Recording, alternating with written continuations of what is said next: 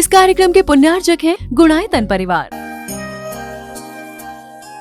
गुणायतन परिवार द्वारा भोपाल में बड़ी सार्थक पहल की गई है, जिसमें बच्चों को संस्कार युक्त और गुणवत्तापूर्ण शिक्षा देने का मौका मिल रहा है। ये बच्चों की व्यवस्था की गई है, जिसमें 6वीं 7वीं के बच्चे इस साल लिए जाएंगे और 11वीं 12वीं और सीए फाउंडेशन के बच्चों को यहाँ रखा जाएगा।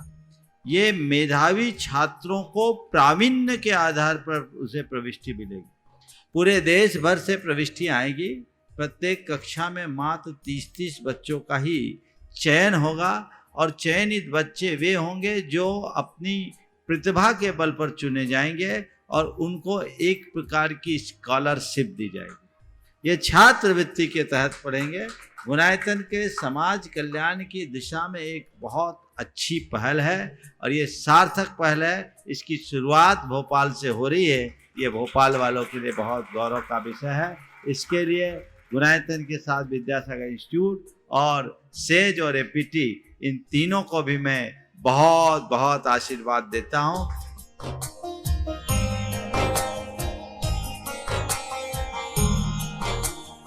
एक आदर्श और व्यवस्थित दिनचर्या का लक्ष्य प्राप्ति में बहुत बड़ा योगदान होता है।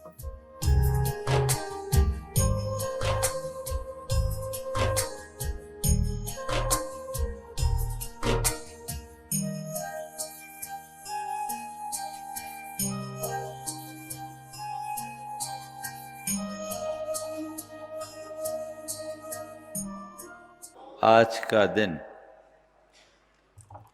भारतीय संस्कृति के इतिहास का सबसे महत्वपूर्ण दिन है। आज आदिनाथ भगवान का निर्वाण दिवस है। वे आदि भी हैं तो अनादि भी हैं। वे आदि इसलिए हैं कि उनसे हमें धर्म का मार्ग मिला।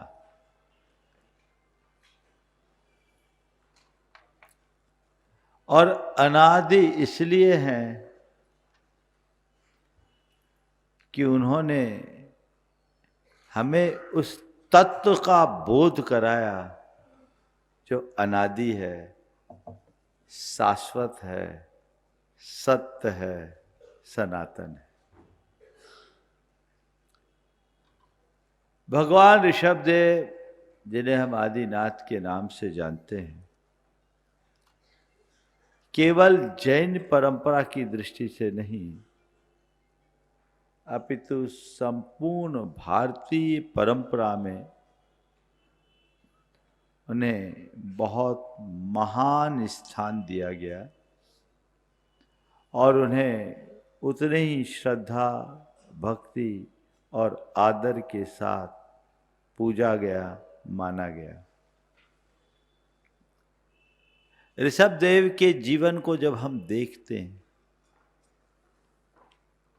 तो अन्य तीर्थंकरों से इनके जीवन में कई मौलिक अंतर दिखाई पड़ते हैं। अन्य तीर्थंकरों ने हमें केवल निर्वाण का पाठ पढ़ाया, मोक्ष का मार्ग बताया, धर्म तीर्थ का प्रवर्तन किया। लेकिन भगवान ऋषभदेव ने केवल धर्म तीर्थ का प्रवर्तन नहीं किया, केवल निर्वाण की बात नहीं की, उन्होंने निर्वाह, निर्माण और निर्वाण की बात की। मनुष्य के जीवन में सबसे पहली जरूरत उसके निर्वाह की होती है। रोटी, कपड़ा और मकान के बिना जीवन की गाड़ी नहीं चल सकती। भोग युग से जब ये संस्कृति कर्म युग की ओर परिवर्तित हुई, मनुष्य के सामने अपने जीवन के निर्वाह की समस्या खड़ी हो गई। अभी तक तो अपनी सारी आवश्यकताओं की पूर्ति प्राकृतिक कल्प वृक्षों से हो जाती थी। अब कल्प वृक्षों ने अपना फल देना बंद कर दिया, खाने के लाले पड़ने लगे, लोग भूखे मरने लगे, भूख प्यास से परेशान होने लगे। कल्पना करो उस समय की सामाजिक स्थिति की। सर्वत्र त्राही त्राही मची थी। उस समय भगवान ऋषभदेव ने हमें कृषि, वाणिज्य, विद्या और शिल्प जैसे 80 कृषि, विद्या, वाणिज्य और शिल्प 60 कर्म का उपदेश दिया। उन्होंने कहा कि अब भोग युग समाप्त हो गया, कर्म युग की शुरुआत हो गई है। अब कर्म करके ही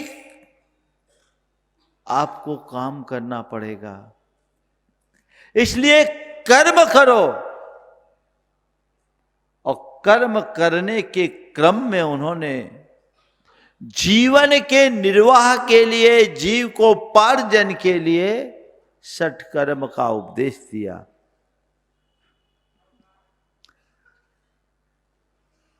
वे कृषि परंपरा के आद्य पुरस्कर्ता बने। उन्होंने हमें कृषि कर्म का उपदेश दिया। ये कहा, ये धरती है, इस धरती को इस तरीके से जोतो, इस पर कृषि करो, ये धरती तुम्हें अनंत गुना फल देगी, जो तुम्हारे जीवन के निर्वाह के लिए पर्याप्त होगी।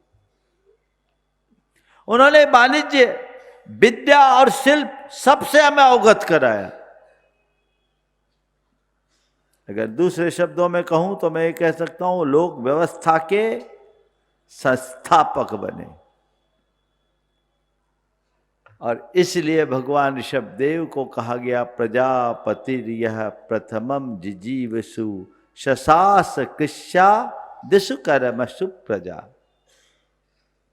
जिन्होंने पहले जिजीविषा से प्रेरित लोगों के जीवन के लिए, जीवन के निर्वाह के लिए कृषि आदि 60 कर्मों का उपदेश दिया, इसलिए वे प्रजापतिर कहलाए। और प्रबुद्ध तत्तः पुनरद्भुतोदयो ममत्व तो निर्विविदे विदाम्बर है। लेकिन जब उन्होंने भीतरी तत्व को जाना तो सारे सर्व ममत्वों से मुक्त होकर खुद मोक्ष के मार्ग में लगे और सबके लिए मोक्ष मार्ग का प्रवर्तन किया। अन्य तीर्थंकरों के जीवन में ये नहीं है। हमारे निर्वाह की व्यवस्था भगवान ऋषभदेव ने की, हमारे निर्माण की व्यवस्था भगवान ऋषभदेव ने की, और बाद में निर्वाण का पथ प्रशस्त किया। तीनों शब्दों को थोड़ा समझे। निर्वाह, जीवन का गुजारा। निर्माण, जीवन मूल्यों की प्रतिष्ठा। निर्वाण, जीवन के पूर्णता की उपलब्धि। जीवन का गुजारा बहुत बड़ी बात नहीं है। उन्होंने हमें निर्वाह की बात तो सिखाई। जीवन के लिए जो आवश्यकता है उन सब को उपलब्ध किया, लेकिन उसके साथ एक बात और जोड़ी कि ये चीजें उपभोग के लिए नहीं है, आवश्यकता अनुरूप उपयोग के लिए है। अंधा उपभोग मनुष्य का पतन कराता है, आवश्यकता अनुरूप उपयोग उसका उत्थान कराता है। उन्होंने कहा केवल निर्वाह तक सीमित मत रहना। निर्वाह तो पशु पक्षी भी कर लेते हैं। जैसे हम खा पी कर अपना जीवन गुजारते, पशु भी गुजार लेते, हम और उनमें क्या अंतर है? निर्वाह पशुता की पहचान है और निर्माण मनुष्यता की प्रतिष्ठा। जहां केवल अपने हित की बात सोची जाए वो निर्वाह है, और जहां अपने हितों के साथ औरों के हितों का ध्यान रखे वहां निर्माण है। मानवीय जीवन मूल्य हमारे जीवन में तभी प्रतिष्ठित हो पाते हैं जब हम अपने साथ औरों के हितों का भी ख्याल रखते हैं। कदाचित हम औरों के हित को साध न सके तो कोई बात नहीं, पर कम से कम औरों के हितों में बाधक तो न बने। भर्तृहरि ने मनुष्य के 4 श्रेणियां बताई। एक राक्षस, एक पशु, एक मनुष्य की और एक दैवी। जो सबके हितों का भक्षण करे वो राक्षस, जो अपने हितों की पूर्ति के लिए औरों के हितों को नष्ट करे वो पशु, जो अपने हित के साथ औरों का हित साधे वो मनुष्य, और जो औरों के हितों के लिए अपने हितों को त्याग दे वो देवता।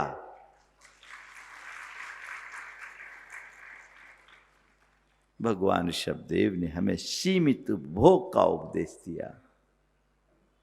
का उपयोग करो आवश्यकता के अनुरूप और अपने जीवन की गाड़ी को आगे बढ़ाओ। ये केवल निर्वाह नहीं, तुम्हारे जीवन के निर्माण की प्रक्रिया से तुम्हें जोड़ेगा। तो हम निर्वाह से निर्माण की ओर आए। निर्माण यानी मनुष्यता से जुड़ना। पशुता से ऊपर उठने पर मनुष्यता आती है। मानवीय जीवन से जुड़ो। जब तक हमारे हृदय में औरों के प्रति संवेदना ना हो, जीवन का निर्माण नहीं हो सकता।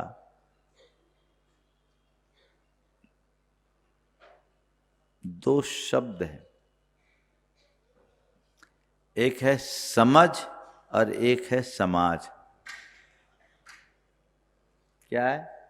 समझ और समाज। मालूम है दोनों में क्या अंतर है? समझ यानी पशुओं का झुंड, समझ यानी पशुओं का झुंड, और समाज यानी मानवों का समूह। एक मात्रा का अंतर है। समझ पशुओं का झुंड, समाज मानवों का समूह। समझ समाज में परिवर्तित होता है कब? जब उसमें मानवीय संवेदना की भावना जुड़ती है, वहां जीवन के निर्माण की प्रक्रिया शुरू होती है। दो शब्द हैं, भशन और भाषण। भशन और भाषण। भशन का मतलब क्या है? कुत्ते के भौंकने को भशन बोलते हैं। क्या है? कुत्ते के भौंकने को भशन कहते हैं और आदमी के बोलने को भाषण कहते हैं। आदमी भौंकता नहीं, कुत्ता भौंकता है। समझ गए? संवेदना जुड़ती है तो भाषण और संभाषण होता है, और संवेदना से शून्य होकर जब बात की जाती है तो कुत्तों की भांति भौंकने जैसा ही हाल होता है। हमें देखना है कि मेरी भूमिका क्या है। मैं निर्वाह की ओर हूं या निर्माण की ओर?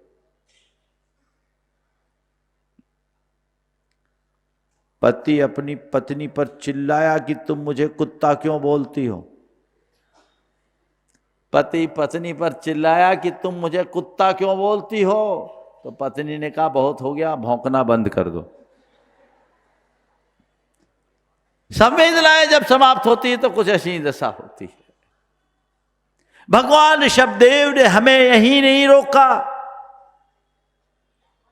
उन्होंने मानवीय जीवन मूल्यों का पाठ पढ़ाया। संपूर्ण मानव सभ्यता के जो सूत्र थे वे सब दिए।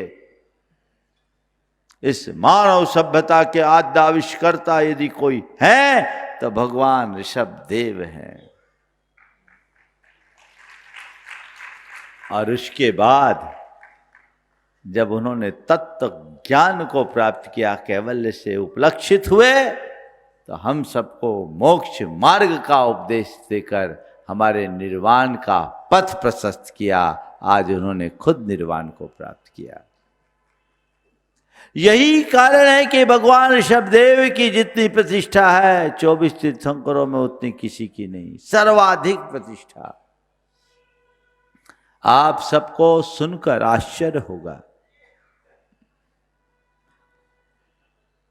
ये विशुद्धतया श्रमण परंपरा के संस्थापक, जैन परंपरा के संस्थापक होने के बावजूद वैदिक ऋषियों और मुनियों ने भगवान ऋषभदेव को अत्यंत सम्मान के साथ स्मरण किया। पुराणों में भगवान ऋषभदेव का स्मरण है, बौद्ध ग्रंथों में भगवान ऋषभदेव का उल्लेख है। डॉक्टर गोकुल प्रसाद जैन की एक कृति है, ऋग्वेद में ऋषभ वाची ऋचाएं। आप ताज्जुब करोगे, उन्होंने लिखा अकेले ऋग्वेद की 141 ऋचाओं में भगवान ऋषभदेव का स्तुति परख उल्लेख है।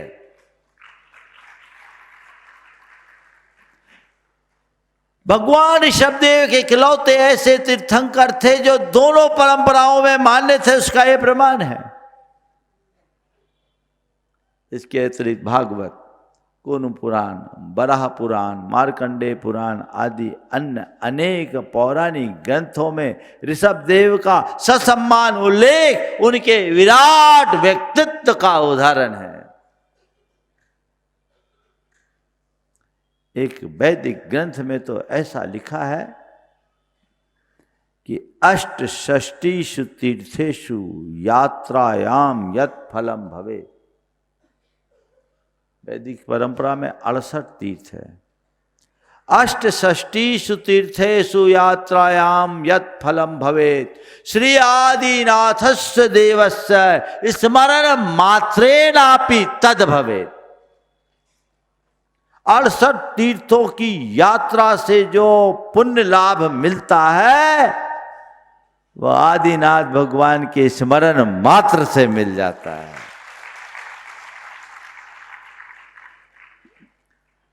जो निर्वाह से निर्वाण तक का पथ प्रशस्त कर गए, आज उन आदिनाथ भगवान का निर्वाण महामहोत्सव हम सब मना रहे हैं।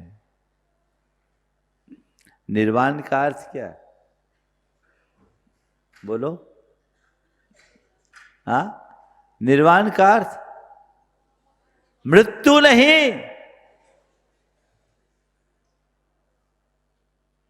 देहांत नहीं, देह भाव का अंत है। मृत्यु नहीं, मृत्युंजयी बनने की उपलब्धि। निर्वाण का अर्थ होता है निर्गतः वान यस्मिन् स निर्वाण। वान क्या है? मन की वासना और विकार। उनको उन्होंने आज की तिथि में पूरी तरह नष्ट कर दिया। वह शुद्ध बुद्ध चेतन परमात्मा हो गए। अपनी चेतना की परिपूर्णता को उपलब्ध कर लेना ही निर्वाण है।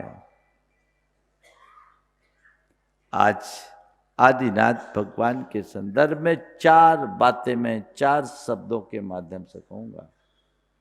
बोध, वैराग्य, संयम और सिद्धत्व।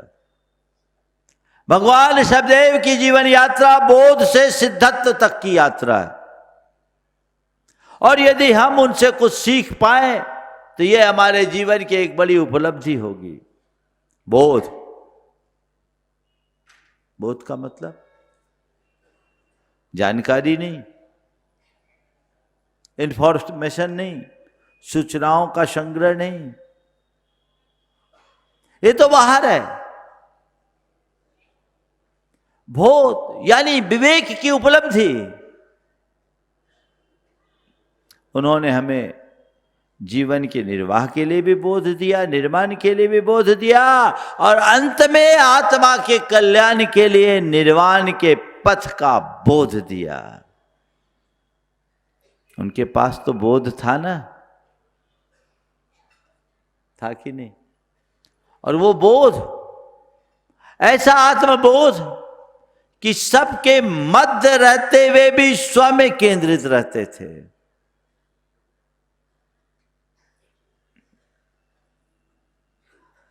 और यही बोध वैराग्य में परिवर्तित हो गया जिस पल उन्होंने नीलांजना के नृत्य को देखा।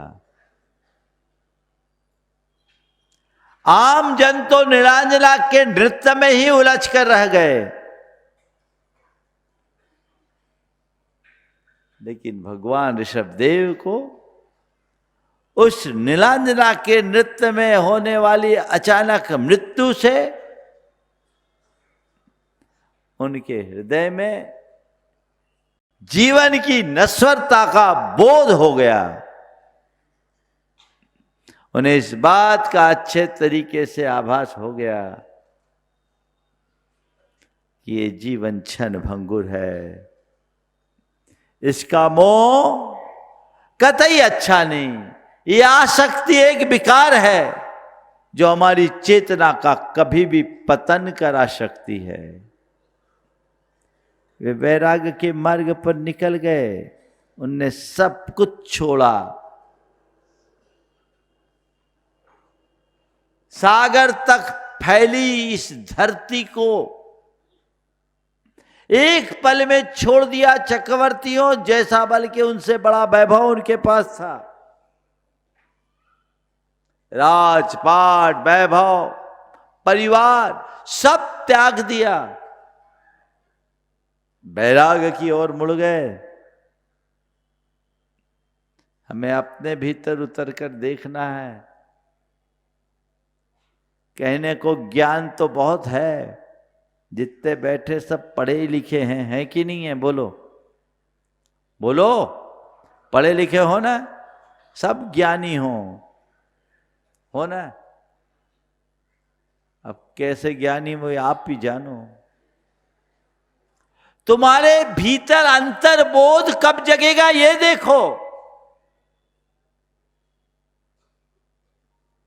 भगवान ऋषभदेव के अंदर बोध था, वैराग्य जागने में एक पल लगा।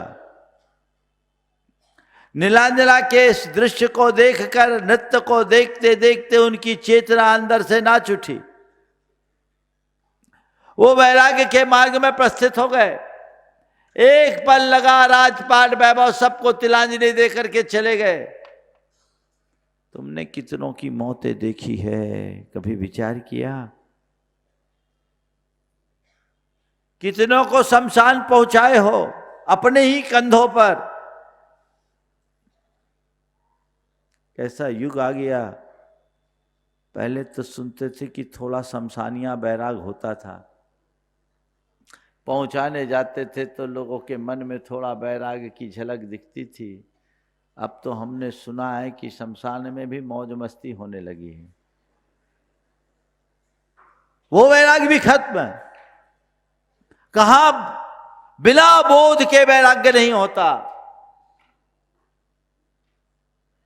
भगवान ऋषभदेव ने जीवन की नश्वरता और आत्मा की अमरता का बोध किया। वे निकल गए कि नहीं, ये शरीर नश्वर है, ये संपत्ति क्षणभंगुर है, ये संबंधी भी 2 दिन के हैं। मुझे असली अगर आराधन करना है तो अपनी आत्मा का करना है। वे निकल गए। बोलो मेरे भीतर वैराग्य का अंकुर कब जगेगा? मेरे भीतर वैराग्य का अंकुर कब जमेगा? आज के संदर्भ में मैं आप सबसे ये कहता हूं, वैराग्य का मतलब केवल ये नहीं कि आप सन्यासी बन करके निकल जाओ। वैराग्य का मैं दूसरे अर्थ में, ये वैराग्य को मैं दूसरे अर्थ में ऐसा कहता हूं कि वैराग्य होने का मतलब अपनी आसक्ति को मंद कर दो, अपने जीवन के दृष्टिकोण को बदल दो। भोग के लिए नहीं जीना है, त्याग के लिए जीना है, संग्रह के लिए नहीं, अनुग्रह के लिए जीना है। यह भी एक वैराग्य का ही लक्षण है। किसके लिए जी रहे हो बोलो? भोग के लिए कि त्याग के लिए, संग्रह के लिए या अनुग्रह के लिए? तुम्हारा साध्य क्या है, लक्ष्य क्या है, ध्येय क्या है, उद्देश्य क्या है, यही तुम्हारे अभिप्राय को दर्शाएगा।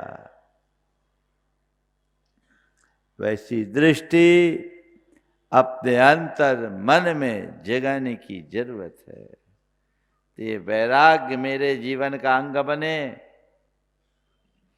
भेष का वैराग्य बहुत सरल है, अभिप्राय का वैराग्य बहुत कठिन है। वैरागी का वेश बना लाना बहुत बड़ी बात नहीं, मन का राग घटना ही असली बात है। जीवन का ध्येय बदल जाना चाहिए, दृष्टिकोण बदल जाना चाहिए। अभी तक मैंने जिनको अपने लिए उपादेय माना, अब वे मेरे लिए हे बन गए हैं। अब तक जिन्हें मैं सब कुछ मानता था, अब वो मेरे लिए तुच्छ है। ये वैराग्य के लक्षण है। बस इतना हो जाए तो सब कुछ रहते हुए भी तुम्हारा कुछ नहीं है। इस अभिप्राय में बदलाव, ये सब तुच्छ है, क्षणभंगुर है, नश्वर है, पर है, ये भाव बोध। और बोलो असलियत ये है कि नहीं? है कि नहीं? बोलो तुम्हारा क्या है? हाँ, थोड़ा जोर से बोलो। क्या है? कौन है? क्या है? कुछ नहीं। कौन है? कोई नहीं। फिर भी उसी में रमे हो। क्यों? क्योंकि अभी सही समझ नहीं।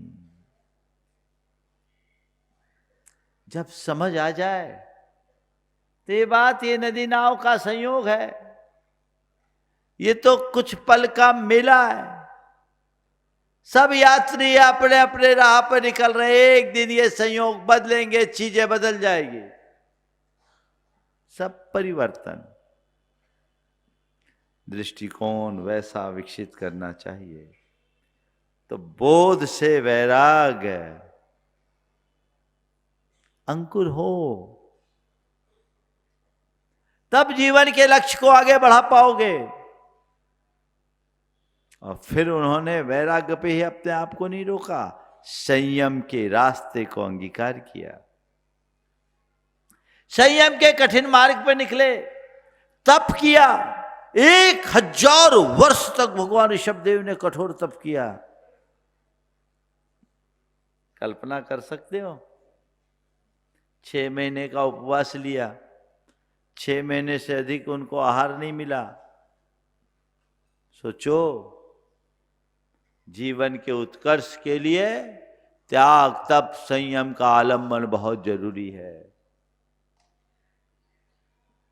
तीर्थंकर जैसे परमात्मा को, जिनको सारी सुविधाएं सुलभ थी, उनको भी अपनी आत्मा की शुद्धता के लिए ये सब करना पड़ा। तो हम तुम कहां लगते हैं? बोलो, संयम के प्रति तुम्हारा क्या रुझान? तप और त्याग के प्रति तुम्हारा क्या दृष्टिकोण? बोलो। अपने जीवन को संयम से जोड़ने की भावना रखिए, तब त्यागमय बनाने का लक्ष्य बनाइए, तब हमारा जीवन निखरेगा और तभी भगवान ऋषभ देव का निर्वाण महामहोत्सव मनाना सार्थक होगा। संयम अपनाइए। आज का संयम बहुत बड़ा संयम नहीं ले सकते, समय काल के अनुरूप संयम रखो। आज संयम हो, हम अपनी वाणी को संयत रखें, अपने खान पान पर अंकुश रखें, अपने व्यवहार में शालीनता लाएं और आप डिजिटल चीजों के प्रति थोड़ा ध्यान रखें, आसक्ति को कम करें। ये सबसे ज्यादा संयम है। वाणी पर कितना संयम है? बोलो। कुछ भी बोलना, कभी भी बोलना और किसी से भी बोल देना और बोल करके बवाल खड़ा करना, सब भोग भी रहे हैं। संयम रखो।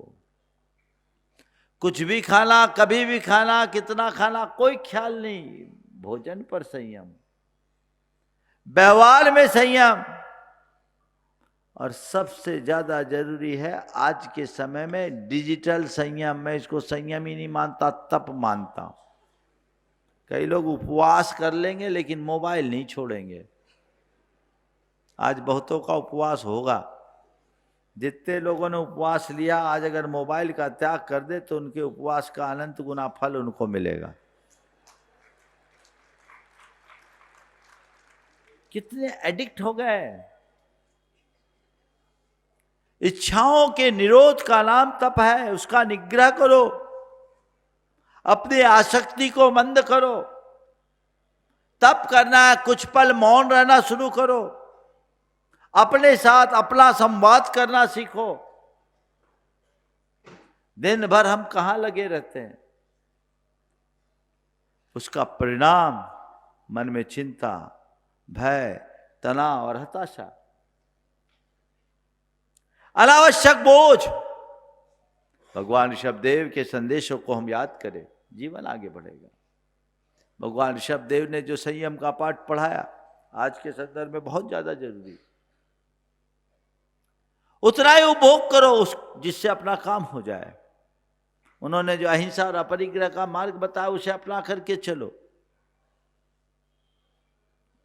आज विश्व में जितनी भी समस्याएं हैं, उन सब समस्याओं का समाधान हम भगवान ऋषभदेव के संदेशों से प्राप्त कर सकते हैं, यदि हमारे जीवन में संयम हो तो।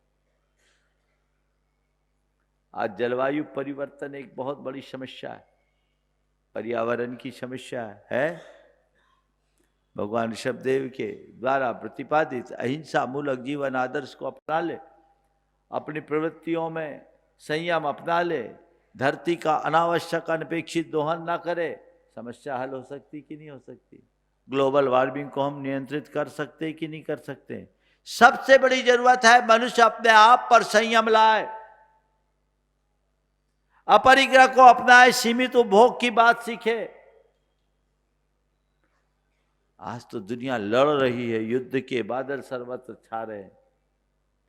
काश हम भगवान ऋषभदेव और उनके उपदेशों को जन जन तक पहुंचाएं, ताकि जीवन में एक बड़ा परिवर्तन आ सके।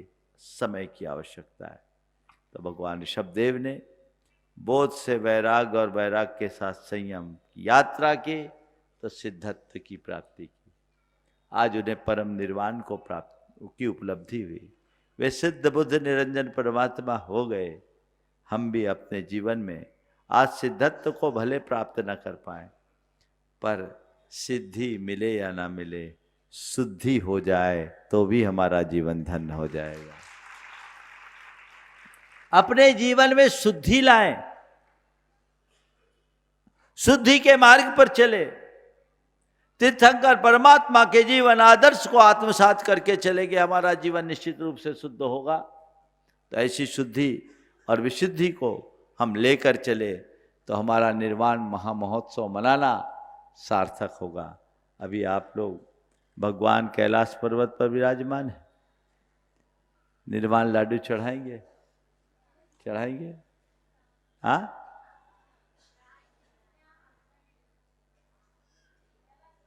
कैलाश पर्वत पर भगवान है, हमें निर्वाण लाडू चढ़ाना है ना। तो आज हम ऐसे नहीं चढ़ाएंगे और यहाँ पर नहीं चढ़ाएंगे।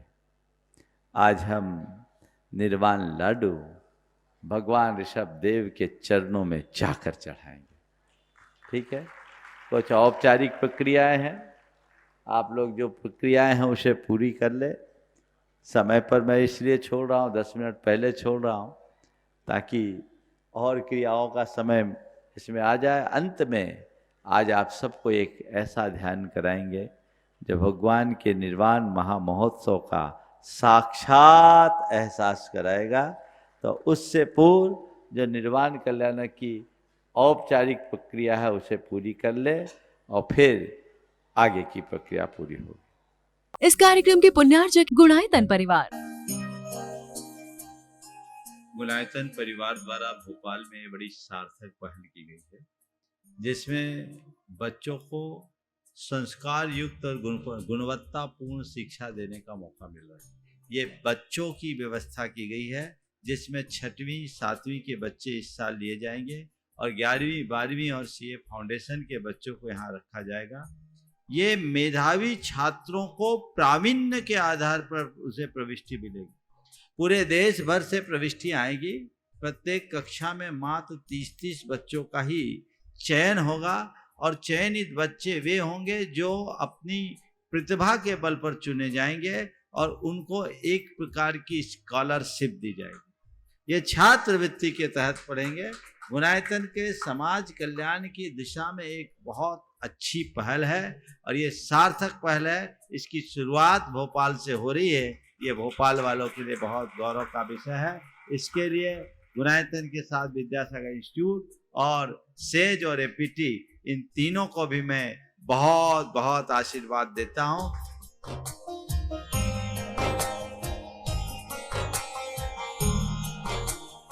एक आदर्श और व्यवस्थित दिनचर्या का लक्ष्य प्राप्ति में बहुत बड़ा योगदान होता है।